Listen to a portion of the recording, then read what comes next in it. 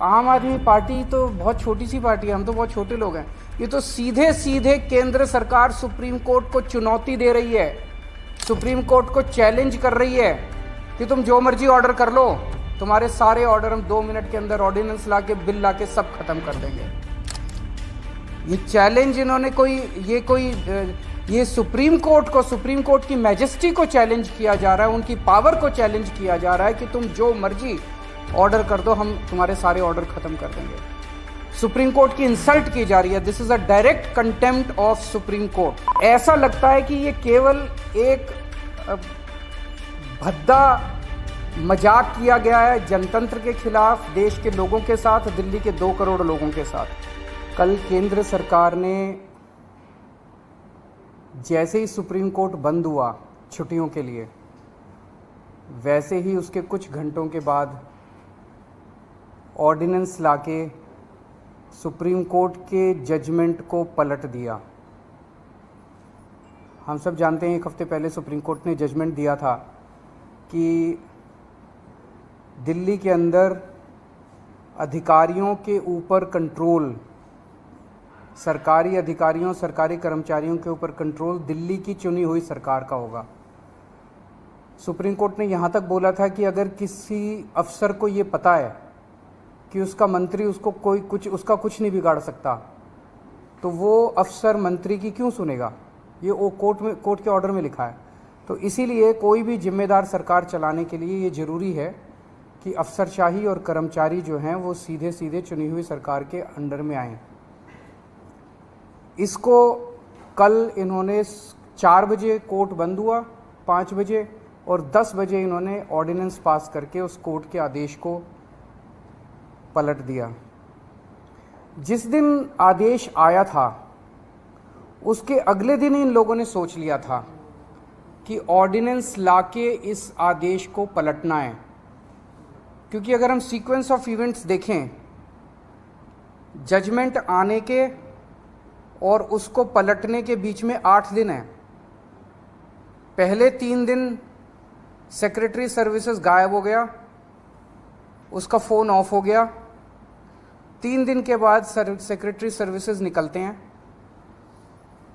कहते हैं मैं कोर्ट का ऑर्डर मानने को तैयार हूं, तो चीफ सेक्रेटरी फिर बीच बीच में गायब हो जाते हैं और सिविल सर्विसेज बोर्ड की मीटिंग होने में 3 दिन लग जाते हैं।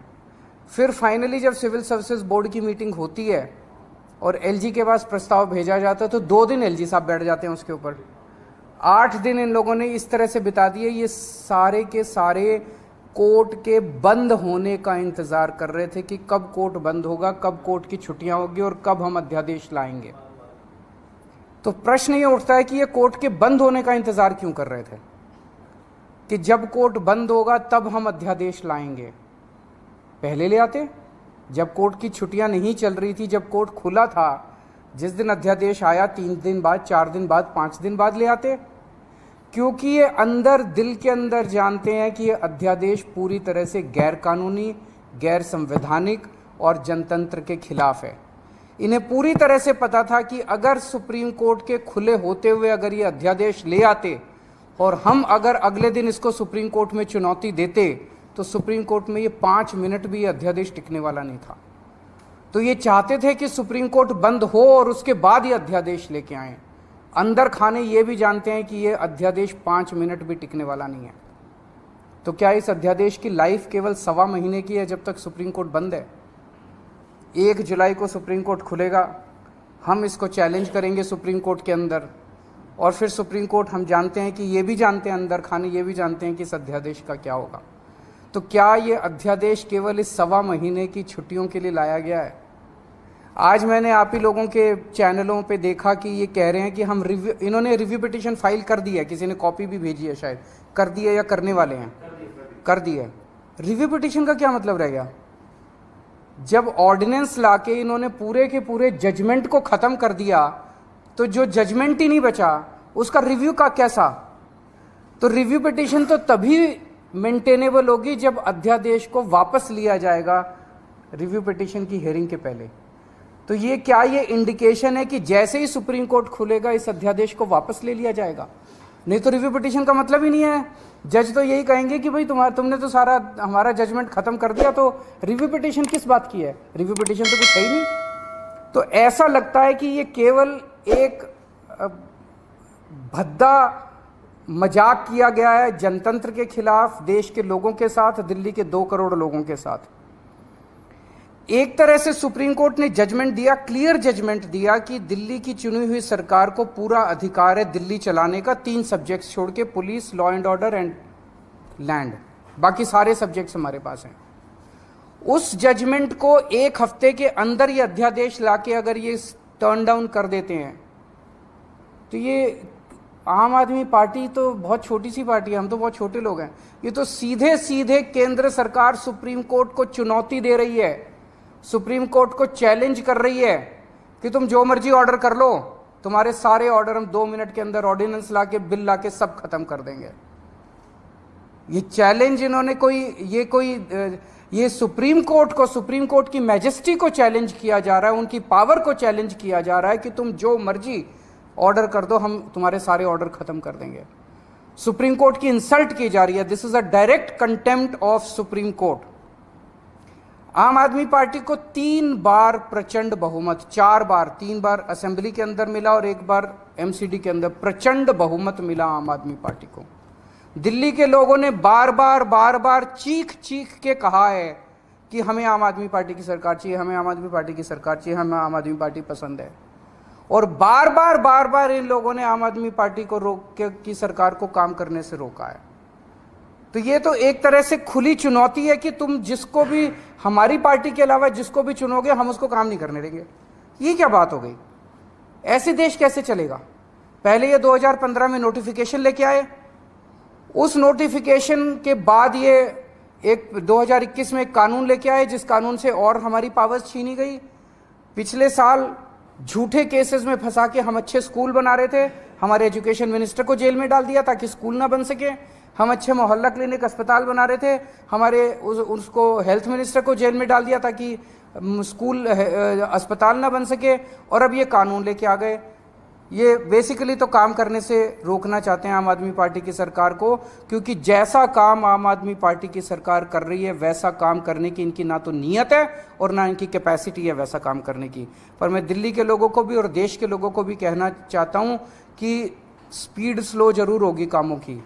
आज जो इन्होंने अध्यादेश पारित किया है, उन्होंने और भी कई सारे सेक्शंस डाले हैं, अभी भी हम स्टडी कर रहे हैं, तो स्पीड जरूर स्लो होगी, लेकिन सारे काम होंगे। काम को मैं रुकने नहीं दूंगा। ये अध्यादेश दिल्ली के 2 करोड़ लोगों को बीजेपी ने एक तरह से तमाचा मारा है।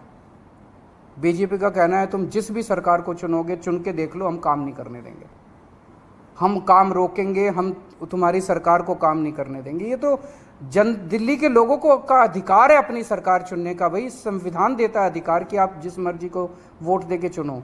वो कह रहे हैं कि जिसको भी चुनोगे हम तुमको काम नहीं करने देंगे। आम आदमी पार्टी छोटी पार्टी है, हम बहुत छोटे लोग हैं। देश बड़ा है, देश इंपॉर्टेंट है। कल हम नहीं होंगे, कोई और होगा, लेकिन देश रहेगा। इस तरह से सरेआम जनतंत्र को कुचलना, सुप्रीम कोर्ट को वो दिखाना, ये सही नहीं है। हम इसके खिलाफ सुप्रीम कोर्ट में या वो डालेंगे, इस ऑर्डिनेंस के खिलाफ सुप्रीम कोर्ट जाएंगे। और जब से ये ऑर्डिनेंस आया, केवल दिल्ली नहीं, देश भर से मेरे पास फ़ोन आ रहे हैं। यहाँ तक कि बीजेपी के कट्टर समर्थक भी कह रहे हैं कि ये तो मोदी जी ने ठीक नहीं किया, ये तो प्रधानमंत्री जी ने ठीक नहीं किया। भाई 2015 में तुम नोटिफिकेशन लेके आए, उसी टाइम ले आते ऑर्डिनेंस, कोई कुछ नहीं कहता। 8 साल के संघर्ष के बाद दिल्ली के लोगों ने संघर्ष किया, आम आदमी पार्टी की सरकार ने संघर्ष किया। संघर्ष करने के बाद सुप्रीम कोर्ट ने जब इतना साफ साफ फैसला दे दिया, उस फैसले को तुम पलट देते हो और तुम कहते हो हम सुप्रीम कोर्ट को नहीं मानते। इसके तो ये तो पूरा देश देख रहा है और पूरा देश कह रहा है ये तो बहुत गलत काम किया इन लोगों ने। तो दिल्ली के लोगों के बीच में जाऊंगा मैं अब, और बहुत जल्दी दिल्ली के अंदर महारैली की जाएगी। और मुझे जिस तरह से रिएक्शन आ रहे हैं जनता के, मेरे को लगता है कि इस बार दिल्ली के अंदर भारतीय जनता पार्टी को जनता 7 में से 1 भी सीट नहीं देने वाली। जनता बहुत नाराज़ है इनके हथकंडों से, इनकी तानाशाही से और इनकी गुंडागर्दी से। मैं आज इस मंच के जरिए सभी ऑपोजिशन पार्टीज को अपील करना चाहता हूं कि राज्यसभा के अंदर जब ये बिल आएगा, ऑर्डिनेंस जब बिल के रूप में पेश किया जाएगा, इसे किसी भी हालत के अंदर राज्यसभा में पारित नहीं करवाना। मैं खुद एक एक पार्टी के नेताओं से जाके मिलूंगा, उनसे समर्थन मांगूंगा कि इस बिल को अपोज करना है, ये जनतंत्र के खिलाफ है, किसी भी हालत में हमें इस बिल को पास नहीं होने देना राज्यसभा के अंदर। अगर आप अभी नहीं हुई है, पर मैं करूंगा, सबसे करूंगा। वो तो सिंघवी साहब हमारे वकील हैं, वो देख रहे हैं, स्टडी कर रहे हैं। जैसे कोर्ट खुलेगा 1 जुलाई को शायद खुल रहा है, इमीडिएटली भी मिल पांचों जजेस ने जजमेंट दे दिया, उसको पलट दिया इन्होंने। बताओ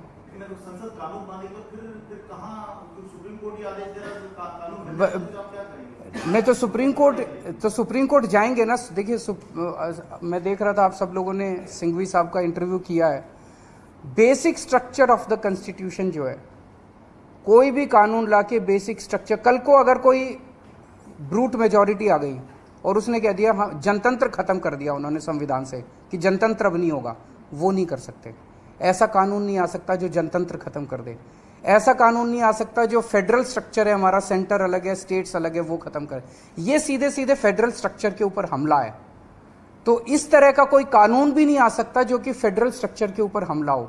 तो कई सारे बेसिक कॉन्स्टिट्यूशनल प्रिंसिपल्स हैं, basic structure of the constitution है जिसके ऊपर हमला किया गया इस ऑर्डिनेंस के द्वारा।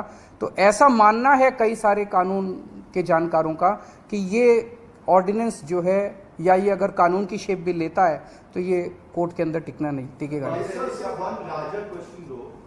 ये जो ऑर्डिनेंस पास हुआ, do you think this is no more Delhi versus centre, rather the court versus the, ये पूरी की पूरी लड़ाई अब एक तरह से सुप्रीम कोर्ट वर्सेस सेंटर है। ये केवल दिल्ली सरकार एक छोटी सी चीज हो गई है। उन्होंने तो सीधे सीधे कह दिया। इस तरह से तो ये बहुत खतरनाक चीज है। सुप्रीम कोर्ट कोई भी आदेश पारित करेगा, अगर केंद्र सरकार के खिलाफ पारित करेगा, केंद्र सरकार कानून लाके उसको पलट देगी, उनकी मेजॉरिटी है ना। फिर देश की जनता कहां रह गई? जैसे आप लोगों ने सुना होगा कि वो भी इन्होंने ऑर्डिनेंस लाके किया था, जो ईडी के डायरेक्टर की एक्सटेंशन वाला मामला था। ऑर्डिनेंस लाए थे, लेकिन अब सुप्रीम कोर्ट कह रहा है कि हम उसको, मतलब अभी जजमेंट नहीं आया, लेकिन हियरिंग के दौरान सुप्रीम कोर्ट ने कहा कि हम इसको नहीं मानते। It is obviously Keshwanand Bharti was the basic structure of the constitution. This is basic structure. They are attacking the basic structure of the constitution. नहीं, नेताओं की नहीं, आम आदमी पार्टी दिल्ली में करेगी। मैं दिल्ली की जनता के बीच में जाऊंगा, घर घर जाऊंगा, मैं एक एक घर में जाऊंगा और उनको बताऊंगा कि किस तरह से इन्होंने किया है। आपकी पावर को छीना है। केजरीवाल छोटी चीज है, जनता बड़ी चीज है। एक एक आदमी की, दिल्ली की एक एक आदमी की पावर को छीना है, उसके जनतांत्रिक अधिकार को छीना है। जनता जिंदा कैसे रहेगी? इस तरह की अगर तानाशाही आ जाएगी तो जनता जिंदा कैसे रहेगी? उनके लिए काम कौन करेगा? बड़ी जल्दी हम पूरा प्लान अनाउंस करेंगे हमारे ना। Yes, of course the whole Aam Aadmi Party will be on the streets in the coming days.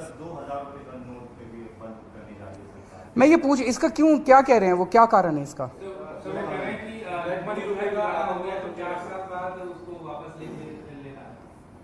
मैं तो बार बार कह रहा था कि सरकार को पढ़ा लिखा होना चाहिए। क्योंकि कभी कहते हैं कि भ्रष्टाचार खत्म करने के लिए 2000 रुपये का नोट लेके आए, कभी कहते हैं कि भ्रष्टाचार खत्म करने के लिए 2000 रुपये का नोट हटा दिया। तो मतलब कुछ समझ नहीं आ रहा कि सरकार कर क्या। पूरा देश को लाइनों में लगाए रखते हैं, पूरा दिन लाइनों में लगाए रखते हैं, हर 3-4 साल में लाइनों में लगा देते हैं। ये अच्छी चीज़ नहीं है, ये अनप्रोडक्टिव काम है। जनता को अपने परिवार पालने के लिए और अपना काम करने के लिए उसमें लगना चाहिए, ना कि